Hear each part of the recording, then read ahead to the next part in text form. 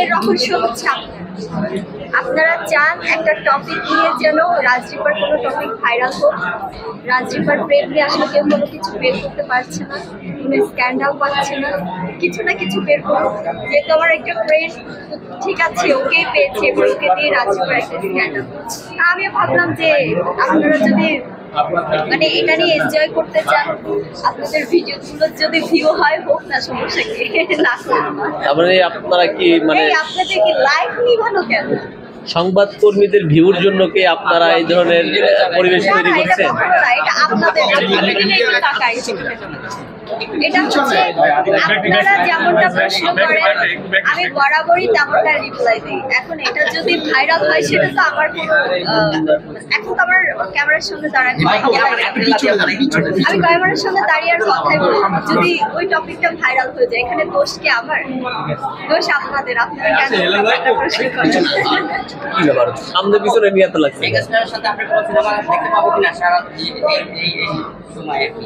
এখন তো মেগাস্টার খুবই চলতেছে, বাট আপনি কাজ করার তার সাথে কাজ করার ইচ্ছা আছে কিনা বা কোনো সম্ভাবনা রাস্তা তৈরি হয়েছে? শাকিব খান ভাইয়া মেগাস্টার, তাকে সবাই আসলে স্বপ্ন দেখে। প্রত্যেকটা আর্টিস্টের একটা ড্রিম থাকে যে তার সাথে কাজ করব বা তার সাথে কাজ করার জন্য সবাই ট্রাই করে। তো আমি আমার জায়গা থেকে বলবো, আমি যখন কখনোই ট্রাই করেছি, আমি কখনো ট্রাই করিনি যে তার সাথে আমার কাজ করতে। আমি যেদিন যোগ্য হব, এখন আমি একদমই নতুন, আমি যেদিন তার পাশে দাঁড়িয়ে অ্যাক্টিং করার মতো যোগ্যতা অর্জন করতে পারবো, ইনশাল্লাহ সেদিনই হয়তো তার সাথে আমাকে স্ক্রিনে দেখবেন। হয়তো কোনো না কোনো একদিন তিনি ওকে দেখেন, আর যদি না হয় তাহলে হবে না। এটা নিয়ে আফসোস করার কিছু নেই, আবার অনেক আশা ভরসা। সাকিব খানের সাথে কাজ করতে গেলে কি এমন যোগ্যতা প্রয়োজন হয় যেটা আপনার ভিতরে সংকট আছে এখন? আমার সংকট নেই, কারণ অভিনয়ের একটা ব্যাপার আছে, একটা ম্যাচুরিটির ব্যাপার আছে। আমি এখন ক্যামেরার সামনে দাঁড়ালে আমাকে বাচ্চা লাগে। তো আমার কাছে ফিল হয় যে আসলে একটু ম্যাচিউর হই, আরো ভালো অভিনয় করি। শাকিব ভাইয়ের সাথে যদি চ্যালেঞ্জ নিয়ে অ্যাক্টিংয়ে করতে না পারি, ধরেন ইজিকা বললাম যখন অ্যাক্টিং করেছে তখন কিন্তু আমার কাছে প্রিয়তমা দেখে আমার ফিল হচ্ছে আল্লাহ শাকিব খান ভাইকে হারিয়ে দিবে, এত সুন্দর অভিনয় করেছে। তো আসলে তেমনটাই হওয়া উচিত, যেমনটা তার সাথে দাঁড়িয়ে তার সমপরিমাণ আসলে অ্যাক্টিংটা করে দেখিয়ে দেওয়া যায়। রাজরিপা যদি অভিনেত্রী না হতো তাহলে কি হতো?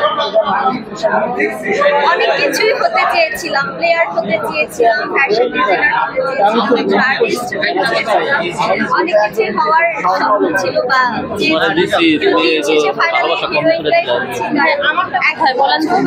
যখন বুঝতে শিখেছি তখন আমার মাথায় একটাই চিন্তা কাজ করতো যে আমি সিনেমায় কাজ করবো, বড় পর্দায় আমাকে দেখবে, শাবানা ম্যামের মতো, শাবানা ম্যামের মতো সবাই আমাকে চিনবে। এবং আমার এটা আসলে ওই ইচ্ছা থেকে এখানে আসে। এবং বাংলাদেশে 10 জন ভালো অভিনেত্রী থাকলে তার মাঝে ছোট্ট রাজরিপা নামটা আমি দেখতে চাই। আমি একটা প্রশ্ন করি, বাংলাদেশের যতগুলো সিনেমার নায়িকা আছে সবার থেকে আপনি একটু ব্যতিক্রমী, পোশাক আশাক সবসময় শালীন পোশাক পরেন, মাথায় ওড়না দিয়ে থাকেন। বিগত কয়েকদিন আগে সিসিটি অর্থাৎ ক্রিকেট সেলিব্রিটি টিমের খেলা হয়েছিল, সেখানে পোশাক নিয়ে বিতর্ক মুখে অনেক যারা অভিনেত্রী তারা করেছে এবং আইনি নোটিশ।